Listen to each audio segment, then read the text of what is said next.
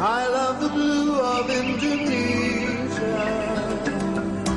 It's a flavor in the air. I love the blue of Indonesia.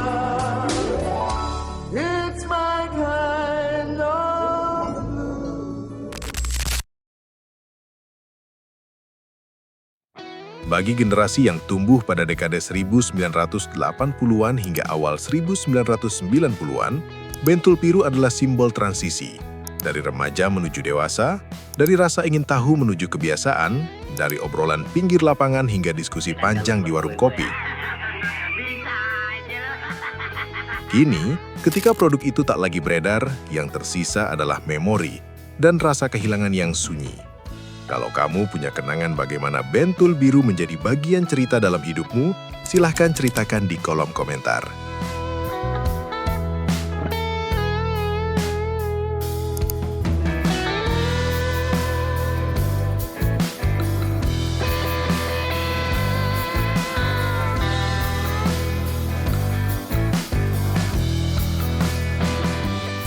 Pada masanya, Bentul Biru hadir tanpa banyak gembar-gembor. Tidak agresif, tidak pula berisik. Namun justru disitulah kekuatannya. Ia meresap pelan, menjadi bagian dari rutinitas hingga akhirnya terasa selalu ada. Dan ketika sesuatu yang selalu ada itu tiba-tiba menghilang, barulah terasa betapa dalam jejak yang ditinggalkannya.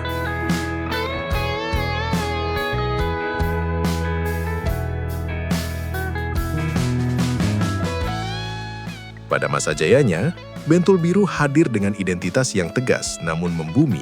Ia tidak memposisikan diri sebagai rokok elit, tetapi juga bukan rokok murahan. Citra ini menempatkannya tepat di tengah, sebuah ruang sosial yang luas dan inklusif. Bagi banyak perokok, khususnya kelas menengah dan pekerja muda, Bentul Biru melambangkan kemandirian dan kepercayaan diri.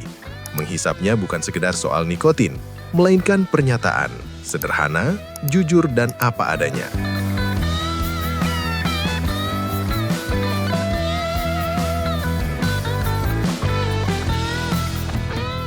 Dominasi Bentul Biru pada periode tertentu tidak bisa dilepaskan dari konteks sosial Indonesia saat itu. Era 1980-an adalah masa pertumbuhan ekonomi yang tidak merata, tetapi optimisme merayap ke berbagai lapisan masyarakat. Rokok menjadi bagian dari ritme hidup, di sela kerja, saat istirahat, atau dalam pertemuan informal. Bentul Biru menangkap denyut ini dengan presisi. Rasa tembakau yang konsisten, harga yang terjangkau, dan distribusi yang merata hingga pelosok. Bentul Biru menempati ruang unik dalam ekosistem itu. Ia tidak menawarkan kemewahan, tetapi juga tidak merendahkan diri. Citra yang dibangun, secara sadar atau tidak, adalah citra kejujuran. Rasa tembakaunya tidak ekstrim, tidak mengejutkan, tetapi konsisten. Dalam dunia yang serba berubah, konsistensi adalah nilai yang langka. Di banyak daerah, Bentul Biru menjadi rokok warung. Ia ada di etalase kecil, tergantung di balik kaca berdebu, mudah dijangkau oleh siapa saja. Dominasi ini bukan hasil iklan besar-besaran, melainkan distribusi yang rapi dan kepercayaan konsumen yang tumbuh dari pengalaman, bukan janji.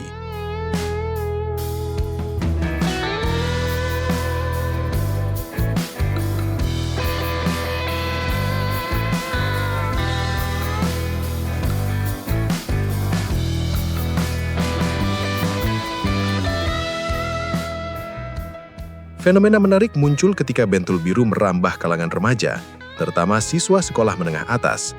Meski secara regulasi rokok tidak diperuntukkan bagi anak di bawah umur, realitas sosial kala itu berbeda. Bentul Biru menjadi rokok pertama bagi sebagian remaja, bukan karena promosi agresif, melainkan karena aksesibilitas dan citra kedewasaan yang ditawarkannya.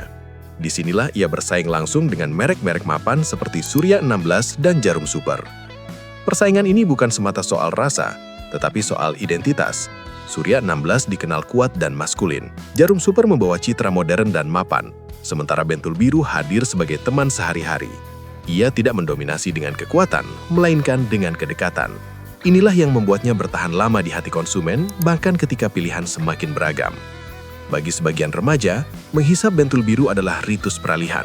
Bukan karena ingin terlihat hebat, tetapi ingin diakui sebagai sudah bukan anak-anak. Disinilah rokok berfungsi sebagai simbol sosial, bukan sekedar produk nikotin. Dan disinilah Bentul Biru menancapkan pengaruh kulturalnya.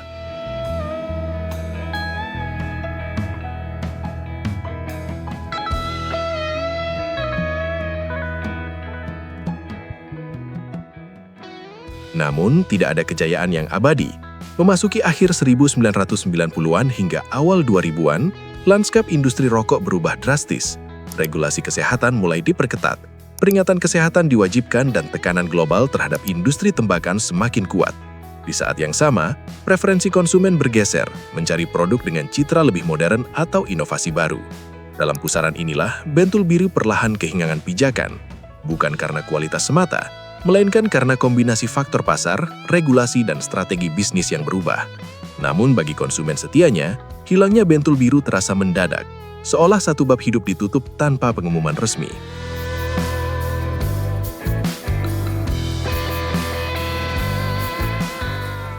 Bagaimana jika sang legenda kembali? Apa yang berbeda kali ini? Gagasan kebangkitan Bentul Biru selalu memantik diskusi emosional.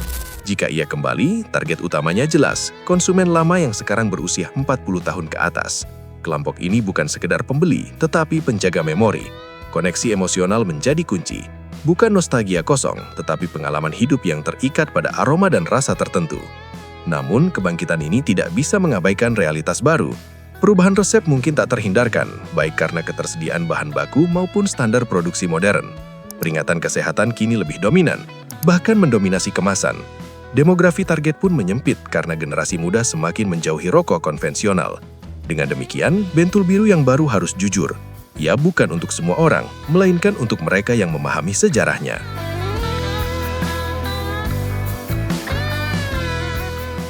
Disinilah pertanyaan etis muncul. Menggunakan nostalgia untuk memasarkan produk dengan resiko kesehatan bukan perkara sederhana. Ada garis tipis antara merayakan sejarah dan mengeksploitasi emosi. Dari perspektif etika, nostalgia harus diposisikan sebagai pengingat budaya, bukan ajakan konsumsi berlebihan. Pendekatan ini menuntut transparansi dan tanggung jawab. Namun demikian, kerinduan konsumen lama nyata adanya. Banyak yang merasa kehilangan sejak Bentul Biru dihentikan peredarannya. Bukan sekedar kehilangan produk, tetapi bagian perjalanan hidup mereka. Dalam wawancara informal, kenangan tentang Bentul Biru sering muncul bersamaan dengan cerita persahabatan, kerja keras, dan masa muda. Memori inilah yang memiliki nilai, bukan sekedar potensi penjualan. Nilai inilah yang tidak bisa diukur dengan angka sejualan semata.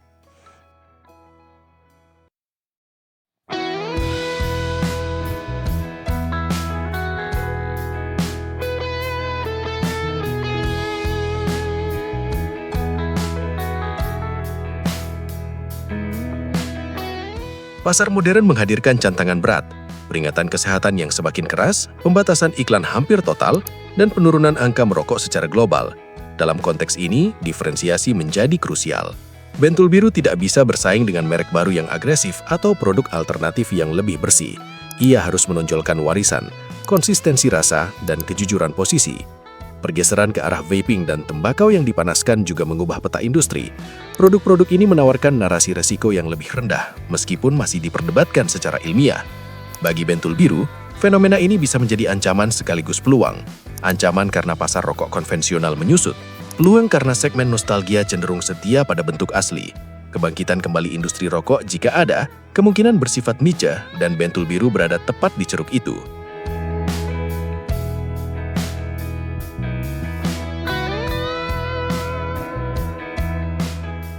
Pertanyaan akhirnya sederhana namun mendalam.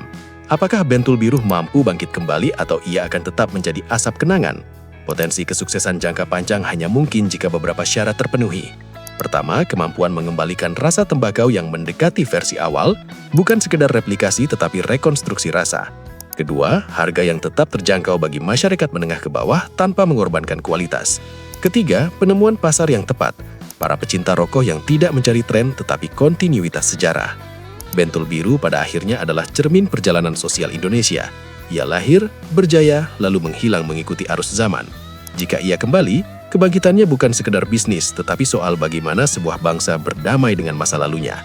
Apakah kita siap menerima legenda itu kembali dengan segala konsekuensi etis dan sosialnya, atau cukup merawatnya sebagai kenangan yang tak tergantikan? Waktu, seperti asap yang perlahan memudar, akan memberi jawabannya.